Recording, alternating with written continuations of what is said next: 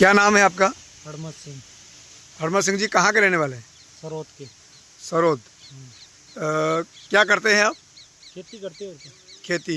खेती में क्या फसल बोई है इस बार? गेहूँ बोया है। गेहूँ। और गेहूँ में क्या क्वालिटी है, कौन सी प्रकार का है? गेहूँ में अपने बोया नहीं HI 8759 तेजस का, तेजस का। और एक प्रभु का है 330। कुल कितना बीघे की खेती करते हैं आप? 20 बीघा की। और अड़ोस पड़ोस में भी मदद करते होंगे? हाँ, करते हैं अड़ोस पड़ोस मदद। कुल मिला के इस बार फसल जो गेहूँ की ज़्यादा है कि और कोई तिलहन या दलहन जो है? इस साल गेहूँ की ज़्यादा फसल है और सरसों भी है। गेहूँ ज़्यादा है, गेहूँ है, मसूर भी है, लेकिन गेहूँ की ज़्यादा है और यूरिया की बहुत किल्लत है अभी। नहीं, गेहूँ की फसल में जो सरकारी जो अनुदान और सब्सिडी के जो आइटम मिलते हैं वो किस तरह पहुँचे अब की बार के नहीं? नहीं पहुंचते तो है, लेकिन वो लेट आते हैं। अभी जैसे मान लिया जाए DAP आया, तो DAP आया, लोगों ने गेहूं बो दिए, उसके बाद DAP आया, वो उससे कोई फ़ायदा नहीं है। वो भी गोडाउन में ही पड़ा है शिकारी के, क्योंकि लोगों ने उससे पहले खरीद लिया। अच्छा, खेती करने का आपका तरीका वही जो परंपरागत है कि नया तरीका आजकल रजिस्ट्रेशन करा के पंजीयन करा के फिर वो फसल बोते, किस तरीके से? पारंपरिक तरीका चल रहा है अभी तो। अभी तो पारंपरिक ही चल रहा है। पारंपरिक, मतलब जो फसल अपने को मर्जी हुई वो बो दी, कोई उसका रजिस्ट्रेशन नहीं कराना, कोई उसका एग्रीमेंट नहीं कराया, अभी ऐसा ही। नहीं पारंपरिक ही हो रहा है। तो अच्छा, जैविक खेती के बारे में आपका क्या कहना है?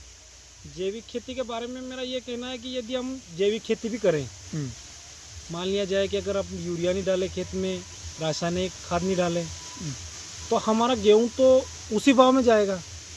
अगर जैविक खेती कर रहा आदमी, किसान ने, उसका गेहूं यदि उस हिसाब से लेवल से जाए, अपन यूरिया नहीं डालेंगे तो पैदावार कम होगी। आपको कहने का मतलब कि उचित भाव और उचित भाव होना चाहिए जैविक खेती का।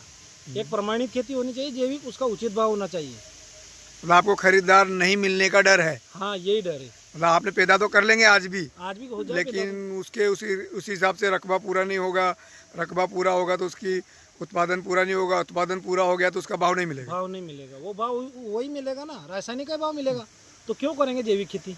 अच्छा, मतलब अभी इस क्षेत्र में भी चलन नहीं है? चलन नहीं है, रासायनिक का ही चलन है, जैविक का चलन नहीं है।